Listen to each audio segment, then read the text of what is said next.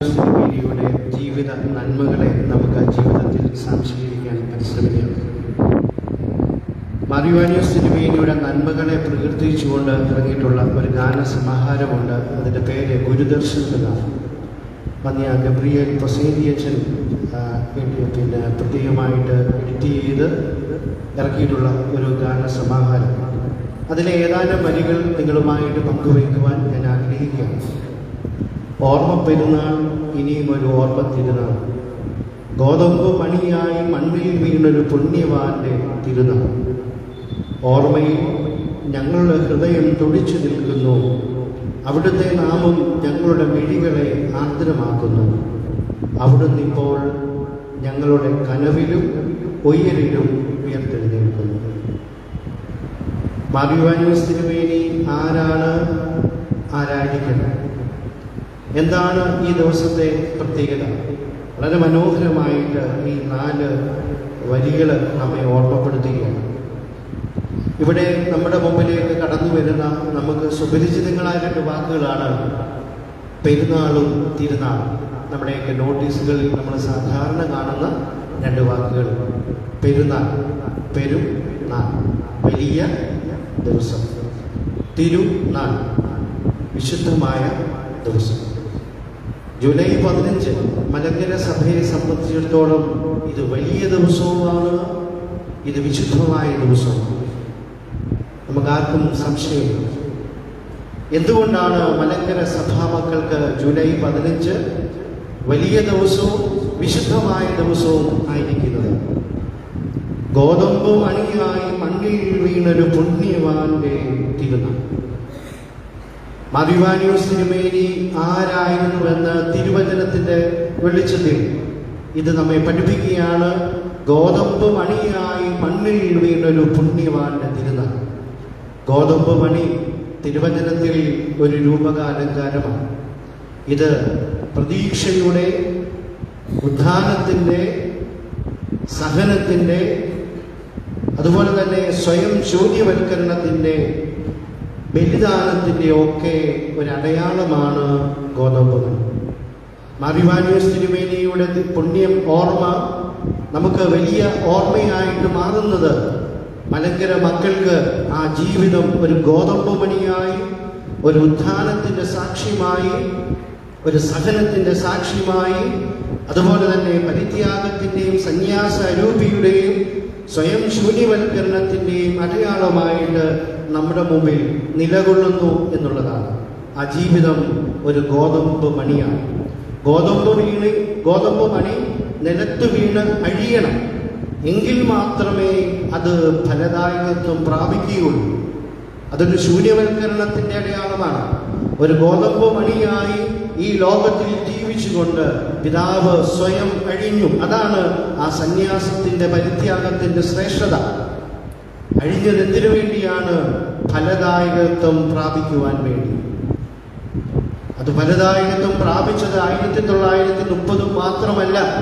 പിന്നീട് നടന്ന മലങ്കര സഭ ഇന്ന് നാം കാണുന്ന വളർച്ചയൊക്കെ ഈ ഗോതമ്പ് മണി നിലത്തു വീണ് അഴിഞ്ഞതിൻ്റെ ഫലദായകത്തിൻ്റെ പ്രകടന സാക്ഷികളാണ്. ഇന്ന് മലങ്കര സഭ മേജർ ആർക്കി എപ്പിസ്കോപ്പൽ സഭയായി വളർന്നുവെങ്കിൽ ഈ ഗോതമ്പ് മണി നിലത്തു വീണ് അഴിഞ്ഞതിൻ്റെ അടയാളമാണ്. വീണ്ടും അവിടുത്തെ ഓർമ്മ ഞങ്ങളുടെ മിഴികളെ ആർദ്രമാക്കും.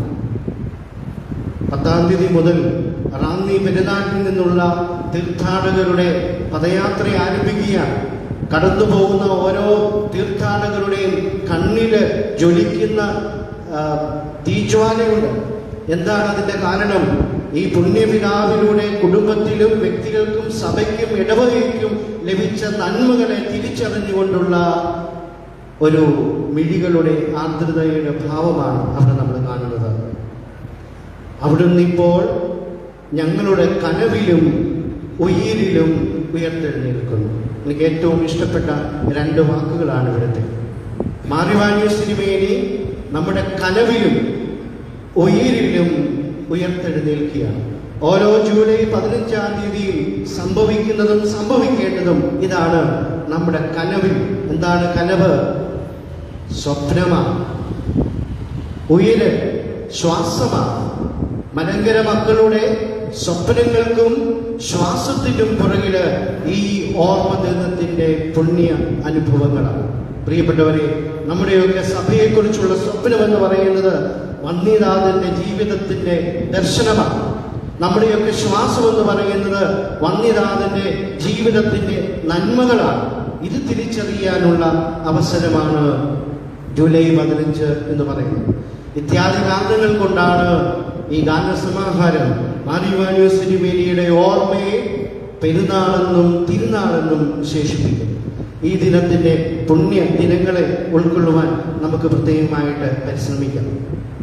പിതാവുമായിട്ട് ബന്ധപ്പെട്ട് അനേകം ചിന്തകൾ ഈ ദിവസങ്ങളൊക്കെ നമ്മൾ കേൾക്കുകയും ധ്യാനിക്കുകയും പ്രാർത്ഥിക്കുകയും ഒക്കെ ചെയ്യുന്നുണ്ട്. ഇപ്പോൾ പിതാവിൻ്റെ ഒരു ദർശനം നിങ്ങളുമായിട്ട് പങ്കുവയ്ക്കുവാൻ ഞാൻ ആഗ്രഹിക്കുകയാണ്. മാർ ഇവാനിയോസ് തിരുമേനിയുടെ ഹൃദയത്തിൻ്റെ ഭാഷയായ ഹാർദ പ്രാർത്ഥനയിൽ വളരെ മനോഹരമായ പ്രാർത്ഥനകൾ പിതാവ് ഉരുവിട്ടിട്ടുണ്ട്. ബദനിയിലെ സന്യാസിമാർ ചേർന്ന് നടത്തിയ പ്രാർത്ഥനയുടെ ഒരു സമാഹാരമാണ്.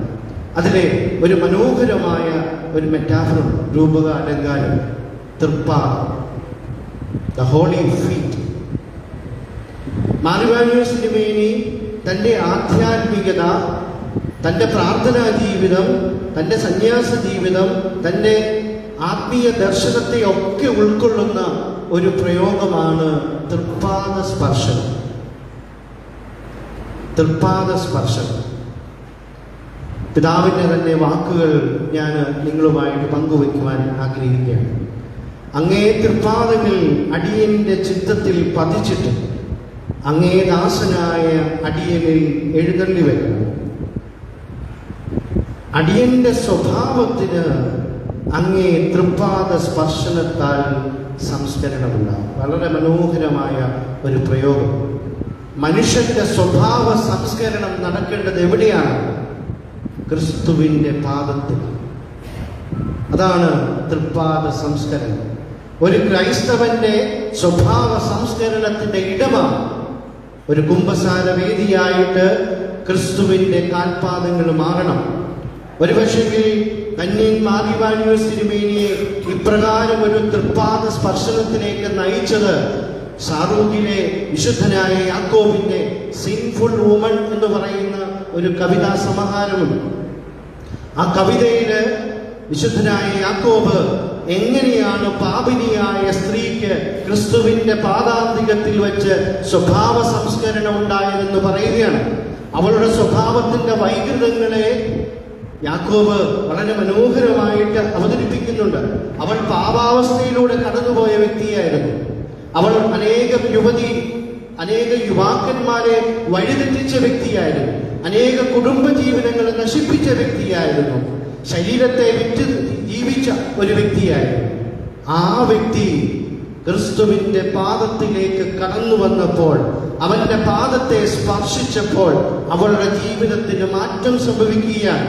സക്കേബുസിന്റെ മരം പോലെ, സിക്കബൂർ മരം പോലെ ഒരു കുമ്പസാര കൂടായിട്ട് ഈ ക്രിസ്തുവിന്റെ പാദം മറിയത്തിന്റെ മുമ്പിൽ മാറുകയാണ്. അവൾ ആ പാദത്തിൽ ഒരു പുരോഹിതനെ പോലെ എണ്ണയും തൈലവും ഒഴിച്ച് കഴുകുകയാണ്. അവളുടെ പാപങ്ങൾ അവൾ കഴുകിക്കളയുകയാണ്. ഒരു പക്ഷെങ്കിൽ സുറിയാനി പിതാക്കന്മാരുടെ എഴുത്തുകളോട് അങ്ങേയറ്റം പഠനവും വിധേയത്വവും പുലർത്തുന്ന മാർ ഇവാനിയോസ് തിരുമേനിയെ സ്വാധീനിച്ചത് ഈ സാറൂഖിലെ യാക്കോബിന്റെ ഈ കവിതയാണ്. പിതാവ് പറയുകയാണ്, നമ്മുടെ ജീവിതത്തിന്റെ സ്വഭാവ സംസ്കരണം, the character formation must be done the feet of Jesus. ക്രിസ്തുവിന്റെ പാദത്തിൽ ഇരുന്നു കൊണ്ട് അവന്റെ പാദങ്ങളിൽ വേരൂന്നി, ആ പ്രയോഗമാണ് യാക്കോബ് ഉപയോഗിക്കുന്നത്. പാദങ്ങളിൽ വേരൂന്നുക. പ്രിയപ്പെട്ടവരെ, ധ്യാനം എന്ന് പറയുന്നത്, പ്രാർത്ഥന എന്ന് പറയുന്നത്, ആധ്യാത്മികത എന്ന് പറയുന്നത് ക്രിസ്തുവിന്റെ പാദങ്ങളിൽ വേരൂന്നുന്ന അവസ്ഥയാണ്. നമ്മളൊക്കെ കുടുംബജീവനം നയിക്കുന്നവരാണ്. കുടുംബ പ്രാർത്ഥനകൾ രാവിലെയും വൈകിട്ടും മുടങ്ങാതെ നടക്കുന്നവരാണ്. എന്താണ് പ്രാർത്ഥന? സുറിയാനിയിൽ ശ്ലൂസോ എന്ന പദമാണ് പ്രാർത്ഥനയ്ക്ക് ഉപയോഗിക്കുന്നത്.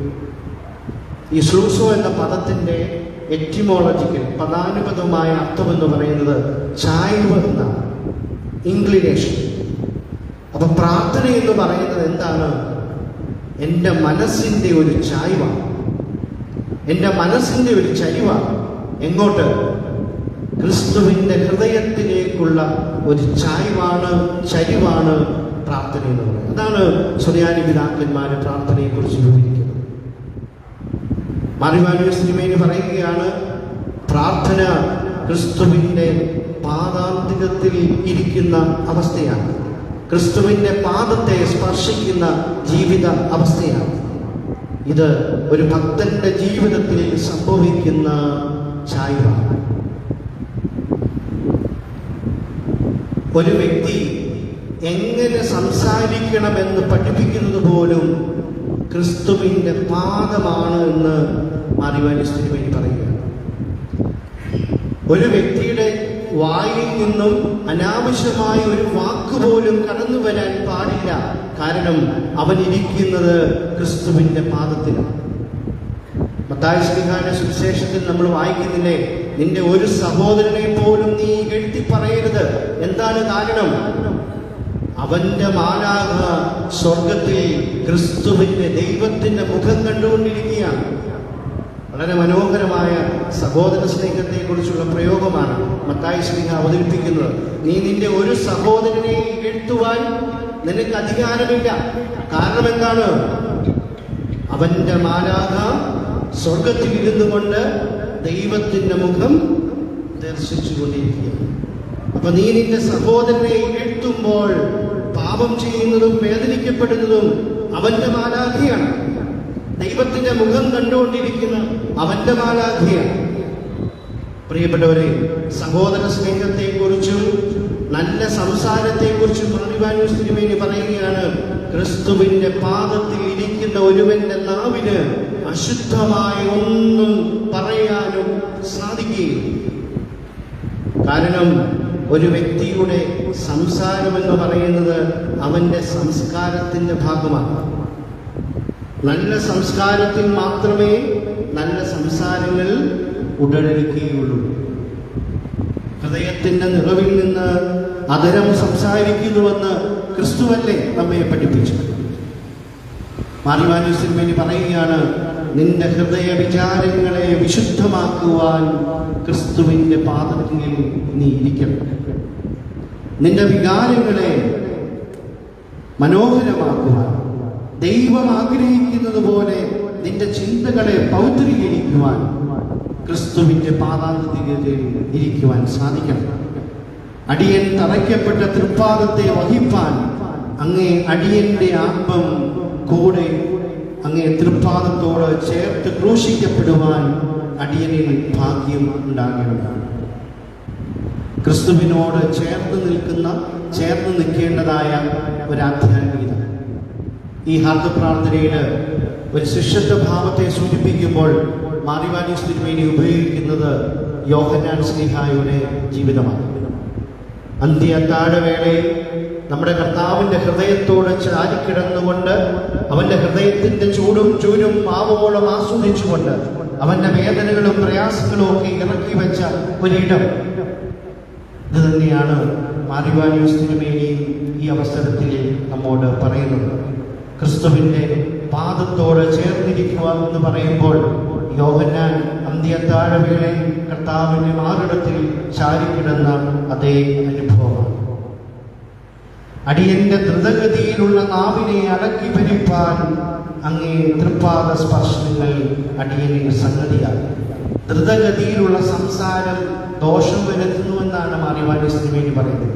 എന്താണ് ദ്രുതഗതിയിലുള്ള സംസാരത്തിന്റെ പ്രത്യേകത? ചിന്തിക്കാതെയുള്ള വാക്കുകളാണ്. അത് പലപ്പോഴും മറ്റുള്ളവരെ മുറിപ്പെടുത്തുന്നു. ഈ ദ്രുതഗതിയിലുള്ള സംസാരം നടക്കാതിരിക്കണമെങ്കിൽ എന്ത് ചെയ്യണം? തൃപ്പാദത്തിനുള്ള ഒരു സാന്നിധ്യമുണ്ടാകും. വീണ്ടും അടിയനിലെ ദുരഹങ്കാരത്തെ ദഹിപ്പിച്ചു കളയുവാൻ വിനയമുള്ള ഒരു ഹൃദയം അടിയനിൽ നൽകുവാൻ അടിയന്റെ തൃപ്പാദ സ്പർശനം ഇടയാക്കും. എന്നിലെ ദുരഹങ്കാരം, ദുരഭിമാനം, പലപ്പോഴും ഈ ഞാനെന്ന ഭാവമാണല്ലോ എല്ലാ തിന്മയുടെയും അടിസ്ഥാനം. അഹംഭാവങ്ങൾ ഇന്ന് നമ്മുടെയൊക്കെ സമൂഹത്തിലോ ഇടവകയിലോ കുടുംബത്തിലോ ഒക്കെ നടക്കുന്ന ബുദ്ധിമുട്ടുകളുടെയും പ്രയാസങ്ങളുടെയും ഒക്കെ അടിസ്ഥാനപരമായ കാരണം അഹംഭാവങ്ങളും ഞാനെന്ന ചിന്തയുമല്ല. പിതാവ് പറയുകയാണ്, ഈ ഞാനെന്ന ഭാവത്തിൽ നിന്നും ഞങ്ങളെന്ന ഭാവത്തിലേക്കുള്ള വളർച്ചയ്ക്ക് ഈ തൃപ്പാദ സ്പർശനം ഇടയാക്കും. 1930 ഈ ചരിത്ര സംഭവമായി പുനരൈക്യത്തെ നാം കാണുമ്പോൾ അതിൻ്റെ പുറകിലുള്ള ഒരു ദർശനം എന്ന് പറയുന്നത് ഈ ഞാനെന്നുള്ള അല്ലെങ്കിൽ ഒരു സങ്കുചിത മനോഭാവത്തിൽ നിന്നും ഒരു വിശാലമായ ഒരു കാതോലികമായ ഭാവത്തിലേക്ക് കടന്നു വന്ന ഒരു ദർശനത്തിന്റെ സഫലീകരണമല്ല. പിതാവിന്റെ ജീവിതം ഒന്ന് നോക്കി, ഈ ഒതുങ്ങിപ്പോകുന്ന അല്ലെങ്കിൽ ചുരുങ്ങിപ്പോകുന്ന ഒരു സങ്കുചിത ഭാവം ഒരിക്കലും നമുക്ക് കാണാൻ സാധിക്കില്ല. വളരെ വിശാലമായിട്ട് ചിന്തിക്കുവാൻ, അതാണ് ഈ കത്തോലിക്കാ സഭയിലേക്കുള്ള മടങ്ങിവരവെന്ന് പറയുന്നത്. ആ കാതോലികമെന്ന വാക്ക് സൂചിപ്പിക്കുന്നത് പോലെ തന്നെ ഒരു വിശാലതയിലേക്കുള്ളൊരു മടങ്ങിവരവാണ് പുനരൈക്യമെന്ന് പറയുന്നത്. സലാംപൂരിലെ വാസവും അന്നത്തെ ഒരു സർക്കാർ ഉദ്യോഗസ്ഥന് ലഭിക്കാവുന്ന തുകയേക്കാൾ അധികം തുക ശമ്പളം കിട്ടിയിരുന്ന ഒരു പ്രൊഫസർ, അന്നത്തെ സഭാ സമുദായത്തിൽ ലഭിക്കാമായിരുന്ന സ്ഥാനമാനങ്ങളൊക്കെ വേണ്ടാന്ന് വെച്ചൊരു മനുഷ്യൻ വീണ്ടും മുണ്ടൻമലയെ പോലും ഉപേക്ഷിക്കുവാൻ മനസ്സ് കാണിച്ച ഒരു പരിത്യാഗം. ഇവിടെയൊക്കെ ഈ ഒരു വിശാലതയുടെ ഭാവത്തിലേക്ക് കടന്നു വരുവാൻ മാറിവാനീസ് തിരുമേനിക്ക് സാധിച്ചുവെങ്കിൽ ഈ സങ്കുചിതമായ ഭാവങ്ങളിൽ നിന്നും വിശാലമായ ഭാവത്തിലേക്കുള്ള ഒരു പരിവർത്തനം തന്നെയാണ്. അതിന് പിതാവിനെ പ്രേരിപ്പിച്ചതൊക്കെ ഈ തൃപ്പാദ സ്പർശനം. ഭക്തി നിറഞ്ഞ ഒരു ഹൃദയം എനിക്ക് തരണം. ഭക്തി നിറഞ്ഞ ഒരു ഹൃദയം നമ്മുടെ മനുഷ്യ ജീവിതത്തിൽ, ആധ്യാത്മിക ജീവിതത്തിൽ നമുക്ക് കൈമോശം വരാൻ പാടില്ലാത്ത രണ്ട് കാര്യങ്ങളാണ് ദൈവഭക്തിയും ദൈവഭയം. ഭാഗ്യസ്മരണാർഹനായ പരിശുദ്ധ ജോൺ പോൾ രണ്ടാമൻ മാർപ്പാപ്പ അടിവരയിട്ട് തൻ്റെ ആത്മീയ മക്കളെ ഉദ്ബോധിപ്പിച്ചിട്ടുണ്ട്. ഇന്നത്തെ ലോകത്തിൻ്റെ ഏറ്റവും വലിയ നഷ്ടമെന്ന് പറയുന്നത് ദൈവഭയം, പാപബോധം നഷ്ടമാകുന്നു എന്നുള്ളതാണ്. ഇന്ന് നമ്മൾ പത്രങ്ങളും മാധ്യമങ്ങളും ഒക്കെ വായിക്കുകയും കേൾക്കുകയും ചെയ്യുമ്പോൾ അടിസ്ഥാനപരമായ കാരണം എന്താണ്? മനുഷ്യന് ദൈവഭയം നഷ്ടമാകുന്നു എന്നുള്ളതാണ്. ഇന്ന് നമ്മുടെ കുടുംബ ജീവിതത്തിലെ പല അനർത്ഥങ്ങളുടെയും പല പ്രശ്നങ്ങളുടെയൊക്കെ അടിസ്ഥാന കാരണവും ഈ ദൈവഭക്തിയും ദൈവഭയവും കുറഞ്ഞു പോകുന്നു എന്നുള്ളതാണ്. മാറിവാനീസ് തിരുമേനി വളരെ വ്യക്തമായിട്ട് പറയുകയാണ്, ഈ ദൈവഭയവും ദൈവഭക്തിയും ഒരു ഭക്തന്റെ ജീവിതത്തിൽ സംഭവ്യമാകേണ്ടത് തൃപ്പാദ സ്പർശനത്തിലാവണം. ഇന്ന് പകൽ മുഴുവൻ അടിയൻ അങ്ങേ സഹചാരിയും ഹിതാനുഭക്തിയായി ഇരിപ്പാൻ അങ്ങേ തൃപ്പാദ സ്പർശനത്താൽ അടിയനെ സഹായിക്കുന്നു. ഇന്ന് പകൽ മുഴുവൻ അങ്ങേ സഹചാരി കൂടെയായിരിക്കുന്നു. അങ്ങേ ഹിതാനുവർത്തി അങ്ങയുടെ ഹിതം നിറവേറ്റുന്നു.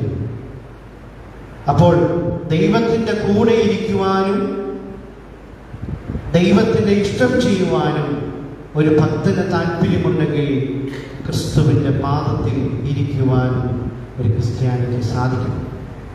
മാറിവാനീസ് തിരുമേനിയുടെ ദർശനങ്ങളിൽ, ദൈവശാസ്ത്ര ദർശനങ്ങളിൽ ഏറ്റവും അധികം പിതാവ് പ്രാധാന്യം കൊടുക്കുന്ന ഒരു കോൺസെപ്റ്റ്, പ്രത്യേകിച്ച് സാക്രമെന്റ്സ്, കൂദാശകൾ, സന്യാസ ജീവിതം, ആധ്യാത്മിക ജീവിതം ഇത്യാദി വിഷയങ്ങളെയൊക്കെ ക്രോഡീകരിക്കുമ്പോൾ പിതാവ് ഉപയോഗിക്കുന്ന ഒരു പ്രയോഗമുണ്ട്, ദിവ്യ സംസർഗം, ഹോളി കമ്മ്യൂണിയൻ. ഒരു ക്രിസ്ത്യാനിയുടെ ജീവിതം ദിവ്യ സംസർഗത്തിൻ്റെ ജീവിതമാണ്. Holy communion. പരിശുദ്ധ തൃത്വമാണ് ഇതിൻ്റെ മാതൃക. നമ്മുടെ ആധ്യാത്മികത ഈ പരിശുദ്ധ തൃത്വത്തോടുള്ള ഒരു കൂടിച്ചേരലാണ്. നമ്മുടെ പ്രാർത്ഥനാ ജീവിതം ഈ ദിവ്യ സംസർഗമാണ്. ഓരോ കൂദാശയും ഈ ദിവ്യ സംസർഗത്തിലേക്കുള്ള ആഹ്വാനമാണ്. പ്രിയപ്പെട്ടവരെ, തൃപ്പാദ സ്പർശനം എന്ന് പറയുന്നത്, തൃപ്പാദത്തിൻ്റെ സാമീപ്യം എന്ന് പറയുന്നത് ഈ ദിവ്യ സംസർഗത്തിലായിരിക്കുവാനുള്ള അവസരമാണ്. വീണ്ടും എൻ്റെ ജീവിതത്തിലെ പാപമെന്ന് പറയുന്നത് എന്താണ്? നിന്റെ തൃപ്പാദത്തിൽ നിന്നും ഞാൻ എന്ന് വിടുതൽ പ്രാപിക്കുന്നു, എന്ന് ഞാൻ മാറിപ്പോകും, അന്നേരം എൻ്റെ ജീവിതത്തിൽ പാപം കടന്നു വരികയാണ്. നമ്മൾ പലപ്പോഴും പാപത്തെക്കുറിച്ച് പല നിർവചനങ്ങളും കേട്ടിട്ടുണ്ട്. ദൈവ സാന്നിധ്യത്തിൻ്റെ കുറവാണ് പാപം എന്ന് പറയുന്നത്. ദൈവ സാന്നിധ്യത്തിൽ നിന്നുള്ള ഒളിച്ചോട്ടമാണ് പാപം എന്ന് പറയുന്നത്. മാനവന്യ സിനിമേനി വളരെ വ്യക്തമായിട്ട് ഇവിടെ അവതരിപ്പിക്കുകയാണ്. പാപം എന്ന് പറയുന്നത് ദൈവ തൃപ്പാദ സന്നിധിയിൽ നിന്നുള്ള ഒളിച്ചോട്ടമാണ്. പ്രിയപ്പെട്ടവരെ, ഈ വാണിയും ചിന്തകളുമായിട്ട് നമ്മൾ മുന്നോട്ട് പോകുമ്പോൾ നമുക്ക് പ്രത്യേകമായിട്ട് മാനവന്യ സിനിമയിൽ നമ്മെ പഠിപ്പിച്ച ഈ ഒരു തൃപ്പാദ സ്പർശനം എന്നുള്ള ഒരു ദർശനം ഉൾക്കൊള്ളുവാൻ നമുക്ക് പരിശ്രമിക്കാം. കുടുംബമായി, ഇടവകയായി, വ്യക്തിയായിട്ടൊക്കെ കർത്താവിൻ്റെ പാദത്തിൽ ഇരിക്കുവാൻ, പാപിനിയായ സ്ത്രീയെ പോലെ അവൻ്റെ പാദത്തിൻ്റെ മുറിവുകളെ ചുംബിക്കുവാൻ കഴിയുന്ന ഒരു ആധ്യാത്മികത നമുക്ക് ആവശ്യമാണ്. വീണ്ടും മാറിവാന്യൂസ് സിനിമയിലൂടെ ആധ്യാത്മികതയിൽ കാണുന്ന മറ്റൊരു പ്രയോഗം നിങ്ങളുമായിട്ട് പങ്കുവയ്ക്കുവാൻ ഞാൻ ആഗ്രഹിക്കുന്നു. മാറിവാന്യൂസ് സിനിമയിൽ ദൈവാശ്രയത്തിൻ്റെ ഒരു വലിയ ഭക്തനാണ്. ജീവിതത്തിലെ ഏത് പ്രയാസങ്ങളും പ്രതിസന്ധികളും കടന്നു വരുമ്പോൾ മാറിവാന്യൂസ് സിനിമയിൽ പറഞ്ഞു വയ്ക്കുന്ന ഒരു കാര്യം, ദൈവം തരും. എനിക്ക് തോന്നുന്നു ഇവാനിയൻ ആധ്യാത്മികതയെ നമ്മുടെയൊക്കെ കുടുംബ ജീവിതത്തിലേക്ക് കടന്നു വരേണ്ട ഏറ്റവും നല്ല മനോഹരമായ ഒരു ഇവാനിയൻ സൂക്തമാണ്. ദൈവം തരും. ജീവിതത്തിൻ്റെ കുറവുകള്,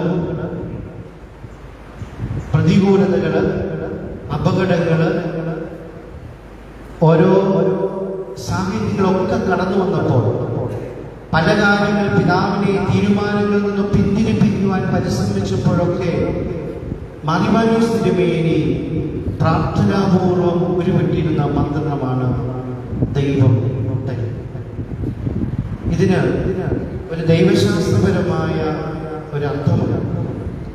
പ്രത്യേകിച്ച് തിരുവചനത്തിൻ്റെ അടിസ്ഥാനത്തിൽ കർത്താവ് വളരെ വ്യക്തമായിട്ട് പറയുകയാണ്, ചെറിയ അജഗണമേ ഭയപ്പെടേണ്ട, നിങ്ങൾ ആകുലരാകേണ്ട, എന്തെന്നാൽ സ്വർഗത്തിലുള്ള പിതാവ് നിങ്ങൾക്ക് വേണ്ടി നിങ്ങൾക്ക് ആവശ്യമുള്ളത് തരും. ഈ ഒരു ചെറിയ അജഗണത്തോടുള്ള ഗുരുനാഥന്റെ ദൈവതമ്പുരാന്റെ വാക്കുകൾ മാറിവാന്യൂസ് തിരുമേനിയിൽ അക്ഷരാർത്ഥത്തിൽ ശക്തമായി. ദൈവം തരും.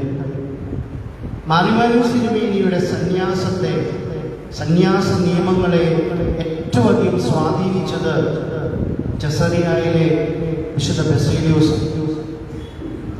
ബസേലിയോസിന്റെ വലുതും ചെറുതുമായിട്ടുള്ള നിയമങ്ങളുണ്ട്. ഈ നിയമത്തില് വിശുദ്ധനായ ബസേലിയോസ് ഒരു പ്രയോഗം എഴുതി വെക്കുന്നുണ്ട്. ആങ്കർ ഇൻ ദ ലോ എന്ന് വെച്ചാൽ കർത്താവിൽ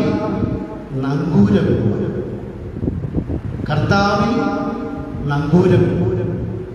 എനിക്ക് തോന്നുന്നു ഇത് തന്നെയാണ് മാറിവാന്യൂസ് തിരുമേനിയുടെ ഗിരിദീപമാണെങ്കിലും സന്യാസ ജീവിത സഹായിയാണെങ്കിലും ജീവിത കഥകളും ആത്മകഥയും ഒക്കെ നാം വായിക്കുമ്പോൾ കർത്താവിൽ നങ്കൂരമിട്ട ഒരു വ്യക്തിയുടെ ആഖ്യാനം.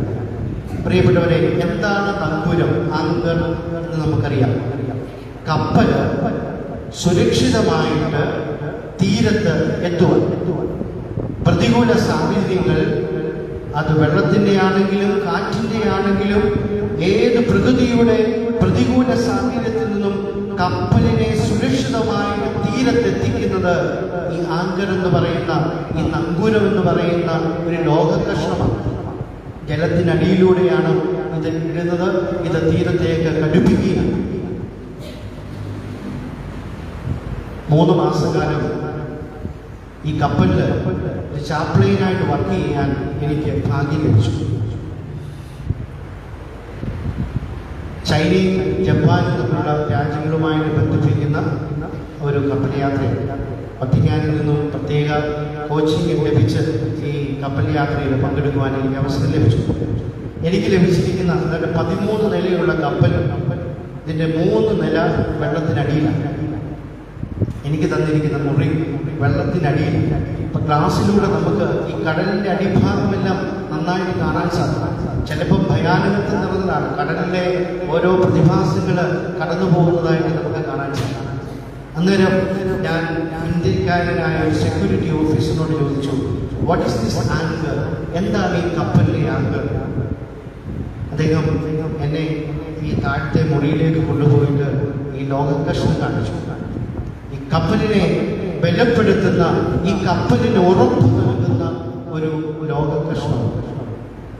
ആദിമസഭ കുരിശ് ഔദ്യോഗിക മതമായിട്ട് വിടുന്നതിന് മുമ്പ് കാറ്റഗോറിസിലും ഒക്കെ ചെന്നാൽ നമുക്ക് കാണാൻ സാധിക്കും, ശവകുടീരങ്ങളിൽ ഈ കുരിശ് പ്രതീകമല്ല ഈ നങ്കൂരം, ഈ ആങ്കർ, ഈ ഒരു പ്രതീകമാണ് നമുക്ക് കാണാൻ സാധിക്കുന്നത്. കാരണം ക്രിസ്തു എന്ന തീരത്ത്, പ്രത്യാശയുടെ തീരത്തെത്തുവാൻ എത്തുന്ന ഒരു ജീവിതത്തിൻ്റെ ഒരു ആധ്യാത്മികതയാണ് ഈ ആങ്കർ എന്ന പ്രയോഗം സൂചിപ്പിക്കുന്നത്. അപ്പൊ വിശുദ്ധ ബസേലിയോസ് പറയുകയാണ്, ആധ്യാത്മികത എന്ന് പറയുന്നത് ആങ്കർ ഇൻ ദ ലോർഡ്, കർത്താവിൽ നങ്കൂരമിടുക. ഇത് തന്നെയല്ലേ പുണ്യദാതൻ മാർ ഇവാനിയോസ് തിരുമേനി ഇടപെടാതെ പറഞ്ഞുകൊണ്ടിരുന്നത്, എല്ലാം ദൈവം തരും. പ്രിയപ്പെട്ടവരെ, ഒരു പക്ഷേ ഇവിടെ ഇരിക്കുന്ന പലരും ദൈവം പോലെയുള്ള ആത്മകഥകൾ വായിച്ചിട്ടുണ്ട്. അവിടെ വന്യപിതാവും സഹപ്രവർത്തകരും അനുഭവിച്ചിട്ടുള്ള പ്രതികൂല അവസ്ഥകൾ, നാളെയെക്കുറിച്ച് ആകുലതകൾ നിറഞ്ഞ നിമിഷങ്ങൾ, അത് വസ്ത്രമാവാം, ഭക്ഷണമാവാം, പാർപ്പിടമാവാം, നാളെ എടുക്കാൻ പോകുന്ന തീരുമാനങ്ങളുടെ പ്രത്യാഘാതങ്ങളാവാം, എന്തുമാവാം. കൂടെയുള്ളവരൊക്കെ പിന്തിരിപ്പിക്കാൻ നോക്കിയപ്പോഴും മാർ ഇവാനിയോസ് എന്ന സന്യാസ വൈദ്യൻ പിന്തിരിഞ്ഞില്ല. കാരണം എന്താണ്? ഈ കർത്താവിൽ നങ്കൂരമിട്ട ഒരു ആധ്യാത്മികതയായിരുന്നു ആ ജീവിതം. കർത്താവ് തരും. പ്രഭാത ഭക്ഷണമില്ല എന്ന് സഹസന്യാസിമാര് പറഞ്ഞു. പിറ്റേ ദിവസം രാത്രി പ്രാർത്ഥന കഴിഞ്ഞാൽ പിന്നെ സംസാരിക്കാൻ പാടില്ല. സന്യാസിമാരെ ധൈര്യപ്പെടുത്തിക്കൊണ്ട് പിതാവ് നേരെ പോയത് താരയിലേക്കാണ്. രാത്രിയുടെ നീണ്ട യാമങ്ങളിൽ മറ്റുള്ളവർ കിടന്നുറങ്ങിയപ്പോഴും മാർ ഇവാനിയോസ് തിരുമേനി ഈ ദൈവ സാന്നിധ്യത്തിൻ്റെ മുമ്പിലായിരുന്നുകൊണ്ട് പ്രാർത്ഥിച്ച് മറ്റുള്ളവരെ ബലപ്പെടുത്തി. ദൈവം തരും. ഇന്ന് നമുക്കറിയാം, നമ്മയൊക്കെ കാർന്നു തിന്നുന്ന ഏറ്റവും വലിയ രോഗാണു ആകുലത, ടെൻഷൻസ്. ഇന്ന് ടെൻഷനില്ലാതെ ആർക്കാണ്? അല്ലേ? എല്ലാവർക്കും അവരുടേതായ ടെൻഷൻസ്. അവരവരായിരിക്കുന്ന ജോലിയെക്കുറിച്ച് ടെൻഷനുണ്ട്, ആകുലതയുണ്ട്. കുർബാനയിൽ അച്ഛന് പോലും ചിലപ്പോൾ ആകുലതയാകും. കാരണം സമയത്ത് തിരുന്നില്ല ജനം എന്ന് വിചാരിക്കും. അല്ലെങ്കിൽ കുർബാന കൃത്യസമയത്ത് തീർന്നില്ലെങ്കിൽ ദൈവജനത്തിനും ആകുലതയാണ്. ഇന്ന് ആകുലതയുടെ ഒരു ലോകമാണ്, ടെൻഷൻസ്. ഇവിടെയാണ് ഇവാനിയൻ ആധ്യാത്മികത നമ്മെ സ്വാധീനിക്കുന്നത്. കർത്താവിൽ നങ്കൂരമിട്ട ഒരു ജീവിതം. വളരെ വ്യക്തമായിട്ട് മാനവാനിസ്തുതിവേണ്ടി പ്രാർത്ഥന പറയാണ്, എൻ്റെ ഉറപ്പും എൻ്റെ ആശ്രയവും എൻ്റെ ആശ്വാസവും നീ തന്നെയാണ്. ജീവിതത്തിൻ്റെ പച്ചയായ യാഥാർത്ഥ്യങ്ങളിലൂടെ കടന്നുപോകും.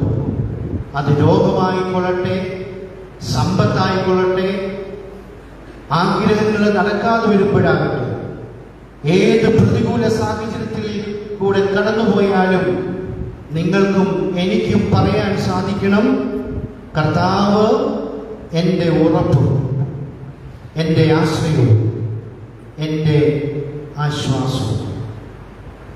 ഇങ്ങനെ പറയാൻ കഴിഞ്ഞാൽ ഓരോ ജൂലൈ 15-ാം തീയതിയും മലങ്കര മക്കൾക്ക് പുണ്യദിനമാവും. മലങ്കര മക്കൾക്ക് അത് പെരുന്നാളും അത് തിരുനാളും. ഈ ദൈവാശ്രയം മാറിവാനിസ്തുതിക്ക് എവിടുന്നാണ് കിട്ടിയത്? അദ്ദേഹത്തിൻ്റെ കുടുംബത്തിൽ നിന്നാണ് കിട്ടിയത്. പ്രത്യേകിച്ച് വത്സല മാതാവിന് ദൈവമാതാവിനോടൊക്കെ ഉണ്ടായിരുന്ന വലിയ ഭക്തി. പനി പിടിച്ചപ്പോൾ ബാലനായ ഗീവർഗീസ് പറഞ്ഞു, എനിക്ക് മരുന്ന് വേണ്ട, പരിമലത്തിരുമേനിയുടെ എണ്ണ മതി. പരിമലത്തിരുമേനിയുടെ എണ്ണ കൊണ്ട് എൻ്റെ പനി സുഖപ്പെടും എന്ന് ബാലനായ ഗീവർഗീസിന് പറയാൻ സാധിച്ചുവെങ്കിൽ അന്നു മുതലേ, ചെറുപ്പം മുതലേ ആ മനസ്സിൽ രൂഢമൂലമായ ഒരു ആത്മീയതയാണ് ഈ ദൈവാശ്രയം. തൻ്റെ ജീവിതത്തിലെ വീരോചിതമായ എല്ലാ തീരുമാനങ്ങൾ എടുക്കുന്നതിന് മുമ്പ് പിതാവ് ഇപ്രകാരം പറഞ്ഞു, ഞാൻ ദൈവത്തിൽ ഫലമേൽപ്പിക്കും, ഞാൻ ദൈവത്തിൽ ഫലമേൽപ്പിക്കും. നമ്മുടെ ജീവിതത്തിൻ്റെ തീരുമാനങ്ങൾക്ക് മുമ്പ്, നാം ഏറ്റെടുക്കുന്ന ഓരോ ചിന്തകൾക്ക് മുമ്പ്, നാം ഏറ്റെടുക്കുന്ന ഓരോ ഉത്തരവാദിത്വങ്ങൾക്ക് മുമ്പ് ഇപ്രകാരം ദൈവാശ്രയത്തിൽ മുന്നോട്ട് പോകുവാൻ നമുക്ക് സാധിക്കുന്നുണ്ടോ? ഇതാണ് ഇവാനിയൻ ആധ്യാത്മികത.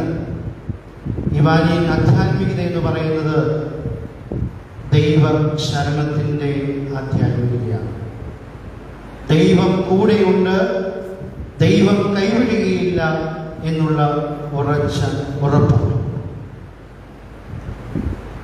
ജീവിതത്തെ വന്യപിതാവ് അവതരിപ്പിച്ചത് ഒരു നേർച്ചയായിട്ടാണ്, ഒരു വഴിപാടായിട്ടാണ്. ഭാരതീയ പശ്ചാത്തലത്തിൽ ഈ വഴിപാടെന്ന വാക്ക് നമുക്ക് സുപരിചിതമാണ്. യാത്രയ്ക്ക് പോകുന്നതിന് മുമ്പ് ഭക്തൻ ദൈവസന്നിധിയിൽ സമർപ്പിക്കുന്നതാണ് വഴിപാട്. ജീവിതത്തെ മാറിവാനിയോസ് തിരുമേനി സമർപ്പിക്കുന്നത് ഒരു വഴിപാടായിട്ട്.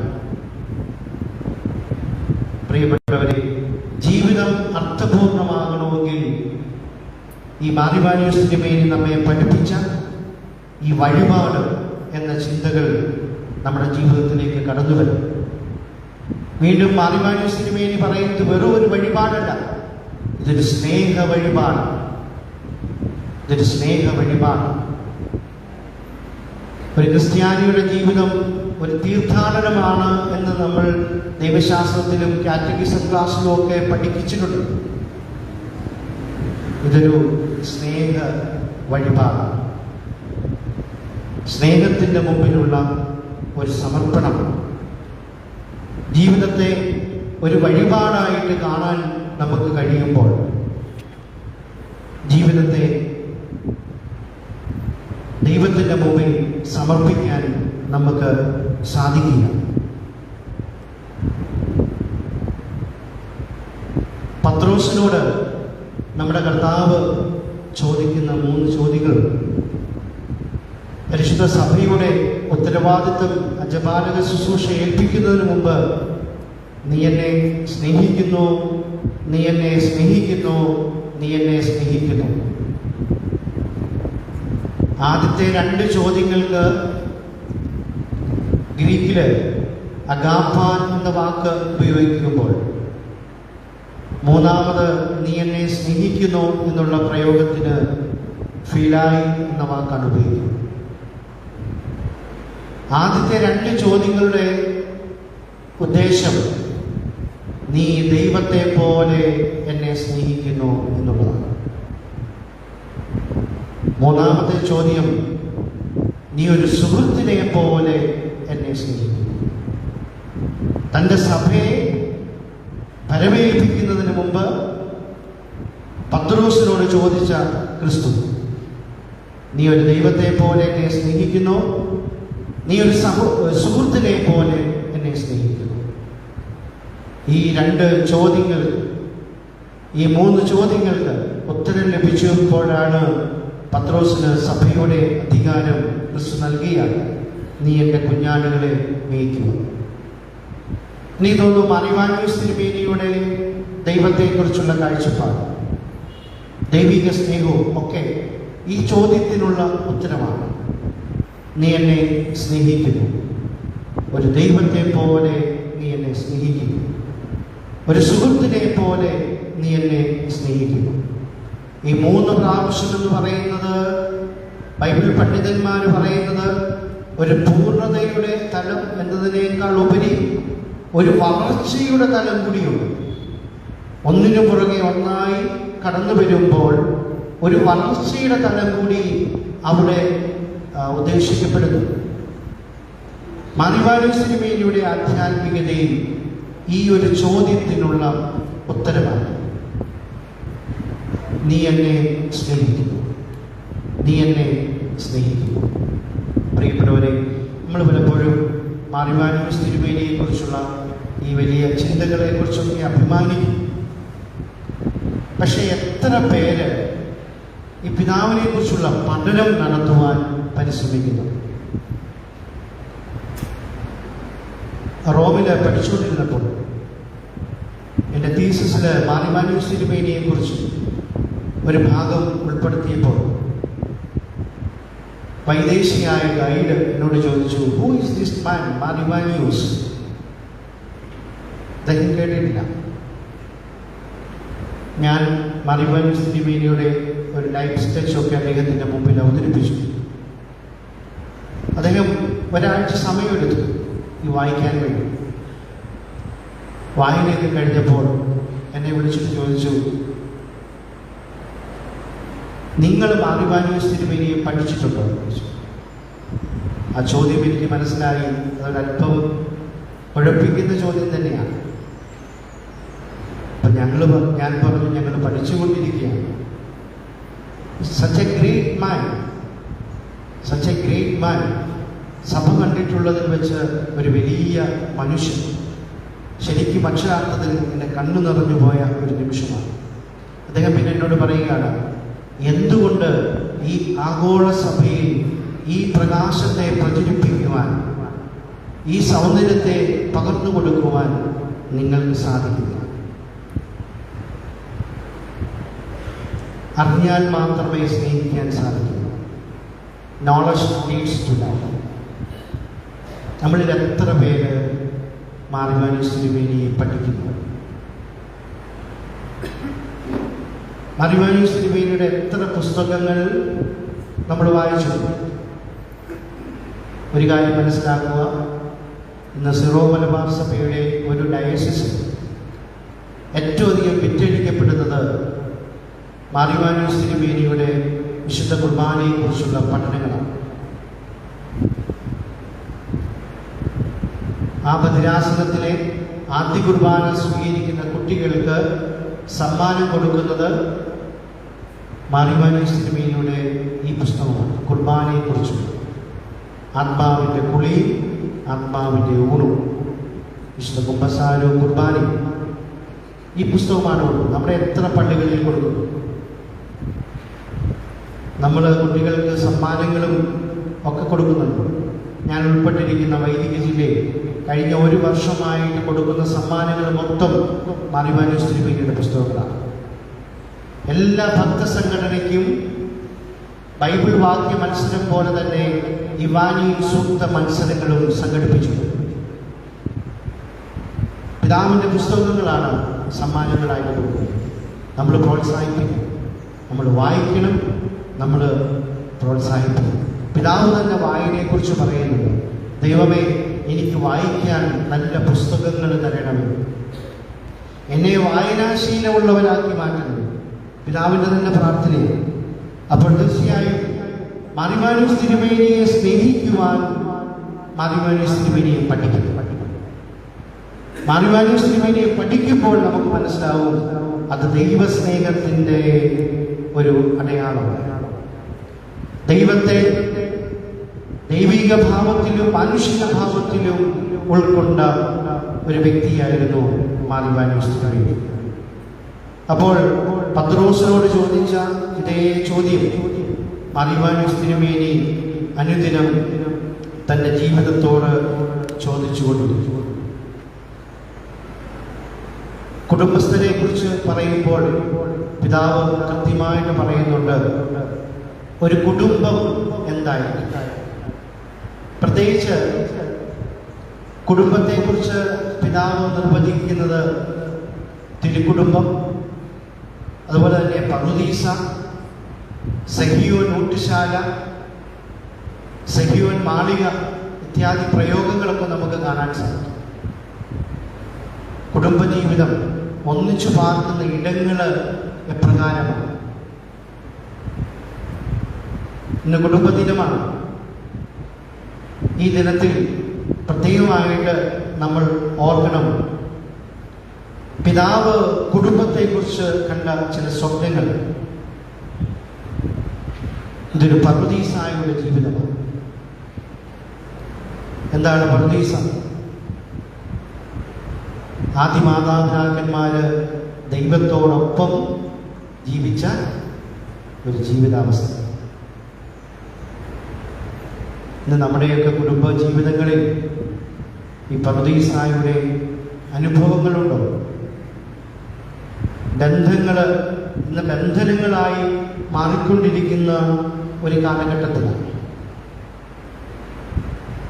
ബന്ധങ്ങളുടെ ഊഷ്മളത നമ്മുടെ കുടുംബജീവിതത്തിൽ ഇന്ന് നഷ്ടമായിക്കൊണ്ടിരിക്കുകയാണ്. കുടുംബങ്ങൾ പറുദീസായുടെ അനുഭവങ്ങളിലേക്ക് കടന്നു വരണമെന്ന് പിതാവ് വളരെ വ്യക്തമായിട്ട് നമ്മെ പഠിപ്പിക്കുക. ഈ പറുദീസായുടെ അനുഭവത്തിലാണ് മനുഷ്യന് ദൈവത്തെ തിരിച്ചറിയുവാനും ദൈവത്തോടൊപ്പം യാത്ര ചെയ്യുവാനും അവന് സാധിക്കും. നമ്മുടെ കുടുംബങ്ങളെ പറുദീസായുടെ അനുഭവമാക്കി മാറ്റുവാൻ നമുക്ക് പരിശ്രമിക്കാം. ഒരു ക്രിസ്ത്യാനി, ഒരു കുടുംബസ്ഥൻ എപ്രകാരമായിരിക്കണമെന്ന് പിതാവ് പ്രാർത്ഥനയിലൂടെ നമ്മെ ഓർമ്മപ്പെടുത്തുകയാണ്. വെറോനിക്കയുടെ ജീവിതമാവണം ഒരു ക്രിസ്ത്യാനിയുടെ ജീവിതം. വെറോനിക്കയുടെ ജീവിതമായിട്ട് ഒരു ക്രിസ്ത്യാനിയുടെ ജീവിതം മാറേണ്ടിയിരിക്കും. എന്താണ് വെറോനിക്കയുടെ ജീവിതത്തിൽ സംഭവിച്ചത്? വെറോനിക്ക ക്രിസ്തുവിൻ്റെ മുഖം ഒപ്പിയിട്ടു. പിതാവ് തൻ്റെ പ്രാർത്ഥനയെ ഇപ്രകാരം അവതരിപ്പിക്കുകയാണ്: അവിടുത്തെ തിരുമുഖത്തിൻ്റെ സൗന്ദര്യം അടിയൻ്റെ ഹൃദയത്തെ ആകർഷിച്ചിരിക്കുന്നു. അടിയൻ അങ്ങേ സൗന്ദര്യം കണ്ട് പരവശനായി തീർന്നിരിക്കുന്നു. അടിയൻ്റെ ആത്മാവിൽ അങ്ങേ തിരുമുഖത്തിൻ്റെ ഛായ പതിപ്പിക്കണം. അങ്ങേ വിശുദ്ധ സ്വഭാവം അങ്ങേ തിരുമുഖത്ത് പ്രത്യക്ഷമാണ്. അടിയൻ്റെ ആത്മാവിൽ അങ്ങേ തിരുമുഖത്തിൻ്റെ ആകൃതി പതിപ്പിക്കണം.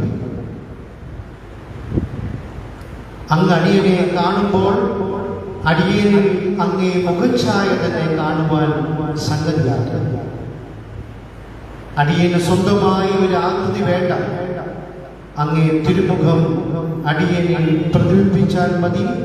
അങ്ങയുടെ തിരുമുഖം ഈ ലോകത്തിന് നൽകുവാൻ പ്രാർത്ഥന. ധ്യാനപൂർവം വായിക്കേണ്ട വരികളാണ്. ക്രിസ്തുവിന്റെ മുഖത്തിന്റെ സൗന്ദര്യം ആസ്വദിക്കാൻ വന്യപിതാവ് നമ്മോട് ആവശ്യപ്പെടുന്നു. വെറോനിക്കായെ പോലെ ക്രിസ്തുവിന്റെ മുഖത്തിന്റെ സൗന്ദര്യം ആസ്വദിക്കുവാനും അത് ഈ ലോകത്തിന്റെ മുമ്പിൽ കൊടുക്കുവാനും ഒരു ക്രിസ്ത്യാനിക്ക് സാധിക്കും. ഒരു മലങ്കര മകന്റെയോ മകളുടെയോ കുടുംബജീവിതം എന്ന് പറയുന്നത് ഇത് തന്നെയാണ്.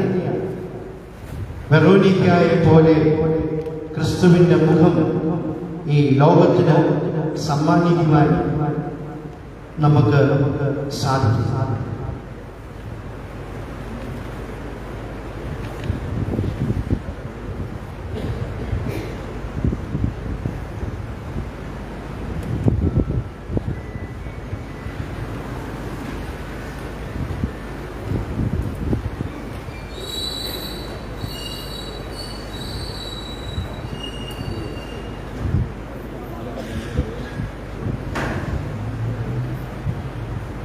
പിതാവിന്റെ മകനീയ സാന്നിധ്യത്തിന് പ്രത്യേകം നന്ദി. നമുക്കിരിക്കാം.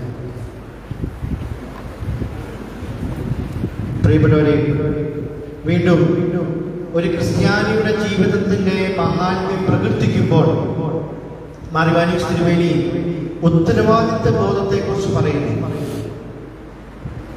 ഒരു ക്രിസ്ത്യാനിയുടെ ഈ ലോകത്തിലെ ജീവിതം റെസ്പോൺസിബിൾ ആയിരിക്കണം, ഉത്തരവാദിത്വപൂർണമായിരിക്കണം. ഹാർദവ പ്രാർത്ഥനയിൽ നമ്മൾ ഇപ്രകാരം വായിക്കുകയാണ്: എനിക്ക് നീ ഫലമേൽപ്പിച്ചിട്ടുള്ള ഏത് ചുമതലയും ഭാരവും നിന്റെ ഹിതപ്രകാരം നിർവഹിക്കാൻ എന്നെ നീ നടത്തണം. നീ ഫലമേൽപ്പിച്ചിട്ടുള്ള ചുമതലകൾ നീയാണ്, ഞാനല്ല യഥാർത്ഥത്തിൽ നിർവഹിക്കുന്നത്. ഞാനാകട്ടെ നിന്റെ തൃക്കൈയാൽ തിരുവിഷ്ടം ചെയ്യാനുള്ള ഒരായുധം മാത്രമാണ്.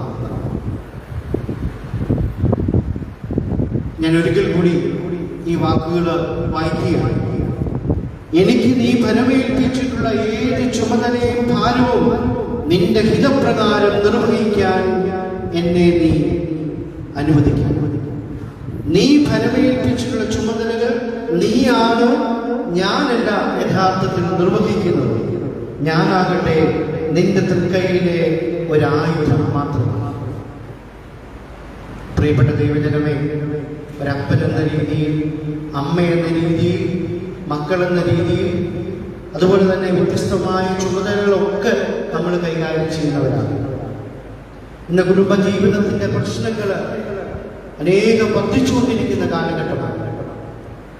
നമ്മുടെയൊക്കെ ഉത്തരവാദിത്വ ബോധങ്ങളിൽ നിന്നുള്ള ഒളിച്ചോട്ടങ്ങൾ സംഭവിക്കുന്ന കാലഘട്ടമാണ്. ഇവിടെയാണ് ഇവാനിയൻ ചിന്തകൾ നമ്മെ സ്വാധീനിക്കേണ്ടത്.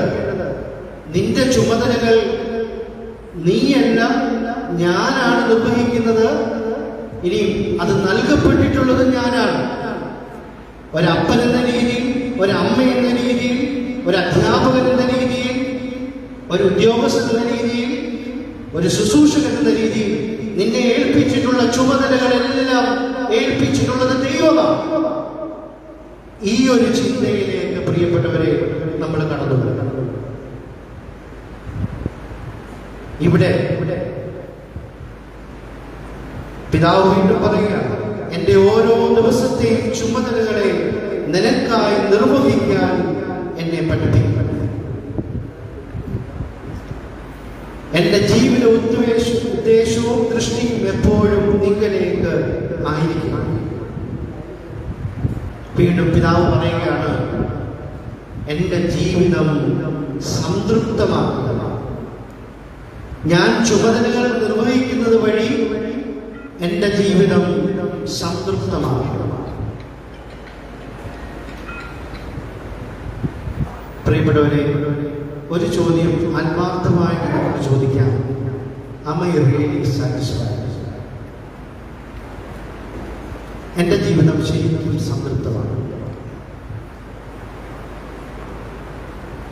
കുടുംബസ്ഥരാണ്, ശരിക്കും ദൈവമുമ്പാകെ ദൈവ സാന്നിധ്യത്തിൽ ഇരുന്നുകൊണ്ട് ചോദിക്കുക, എൻ്റെ ജീവിതം സംതൃപ്തി.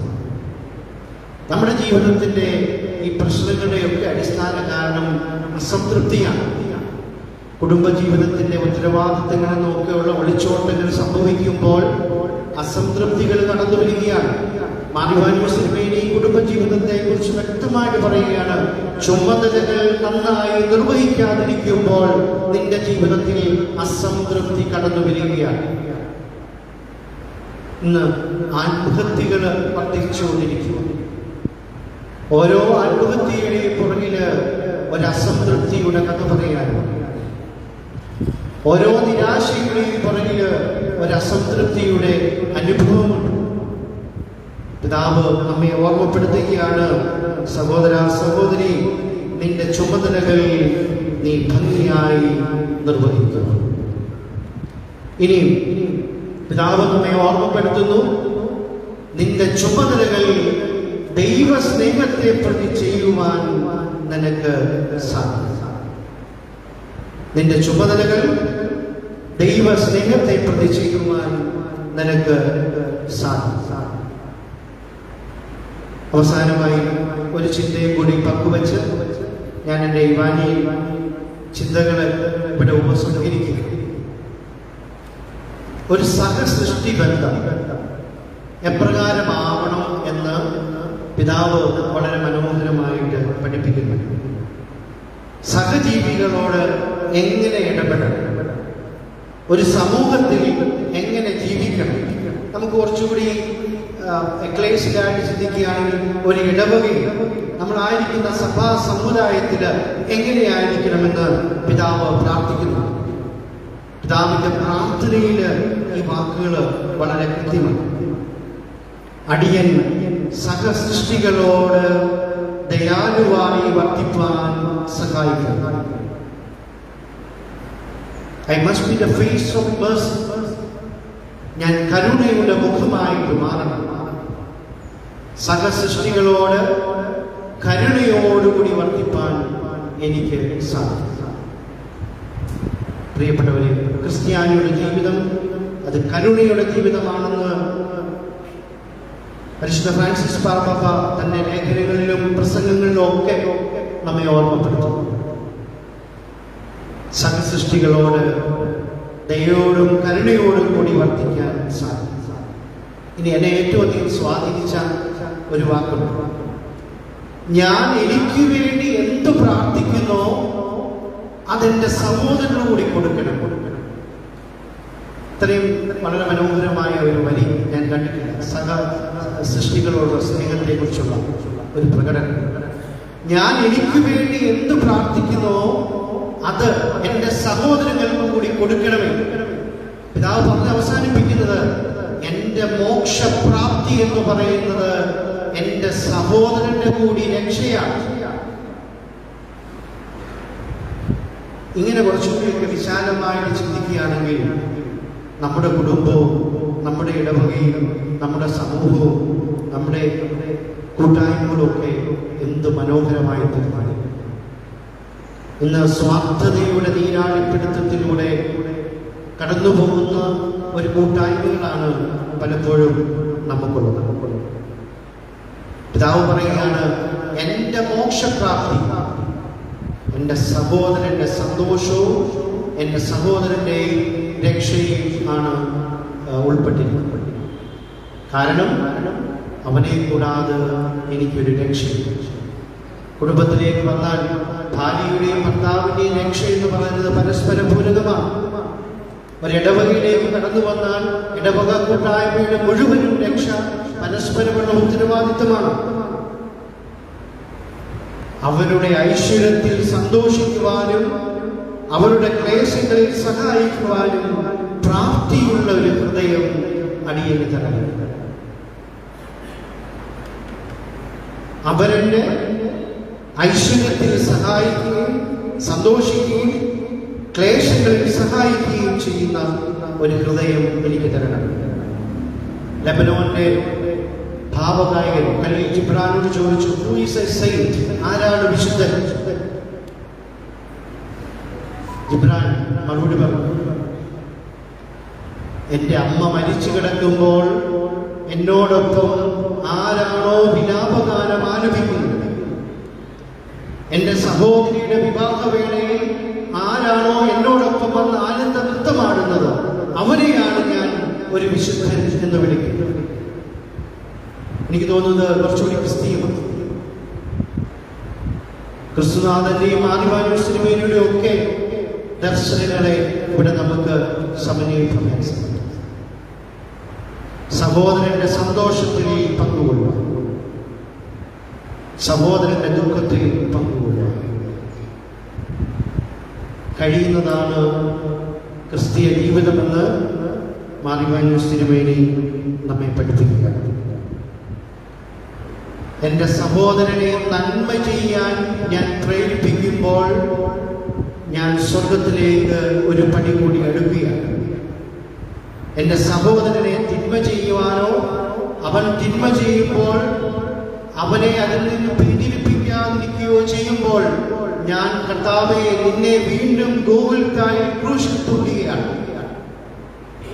മാറിവനുസ്ലിമിയുടെ വാക്കുകൾ. എൻ്റെ സഹോദരൻ പാപത്തിൽ ജീവിക്കുമ്പോൾ അവനെ അതിൽ നിന്നും പിന്തിരിപ്പിക്കാൻ എനിക്ക് സാധിക്കാതെ വരുമ്പോൾ ഞാൻ എന്താണ് ചെയ്യുന്നത്? നിന്നെ വീണ്ടും ക്രൂശിന്മേൽ ഞാൻ തൂക്കുകയാണ്.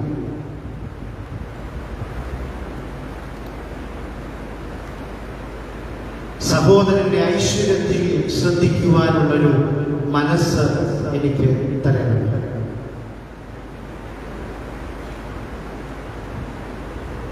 എന്റെ സഹോദരന് വേണ്ടിയുള്ള വേലകൾ ചെയ്യുവാൻ എന്നെ പഠിപ്പിക്കും. മറ്റുള്ളവരെ സഹായിക്കാൻ എന്നെ ഉപയോഗിക്കണം. അവരെ സ്വാർത്ഥത കൂടാതെ സ്നേഹിപ്പാൻ എന്നെ സഹായിക്കും. പ്രിയപ്പെട്ടവരെ, ജൂലൈ 15 മലങ്കര മക്കൾക്ക് പെരുന്നാള് വലിയ ദിവസമാണ്. തിരുനാൾ വിശുദ്ധമായ ദിവസം. കാരണം ഗോതമ്പ് മണിയായി മണ്ണിൽ വീണ ഒരു പുണ്യവാന്റെ ഓർമ്മയാണ്. ആ ഓർമ്മകൾ നമ്മുടെ കനവിലും നിലവിലും ഇന്ന് കടന്നു വരാൻ കാരണം ആ ജീവിതം ഫലദായകത്വം പ്രാപിച്ചു എന്നുള്ളതാണ്. മാറിവാനൂസിന് വേണ്ടി നമ്മെ ഓർമ്മപ്പെടുത്തി ഒരു ഭക്തന്റെ ജീവിതത്തിന്റെ സ്വഭാവ സംസ്കരണം തൃപ്പാദ സ്പർശനം. തൃപ്പാദ സന്നിധാനത്തിൽ ഇരിക്കുമ്പോഴാണ് ഒരു ഭക്തന് സ്വഭാവ സംസ്കരണം നടക്കുന്നത്. രണ്ടാമത് മാറിവാനൂസ് പിതാവിന്റെ ആധ്യാത്മികത എന്ന് പറയുന്നത് ദൈവശരണത്തിന്റെ ജീവിതമായിരുന്നു. ആങ്കരത്തലോ കർത്താവിൽ നങ്കൂരമിട്ട ഒരു തീർത്ഥാടകന്റെ ജീവിതമാണ്. 3, അത് ദൈവ സംസർഗത്തിന്റെ ഒരു ജീവിതമാണ്. ദൈവ കൂട്ടായ്മയുടെ ജീവിതമാണ്.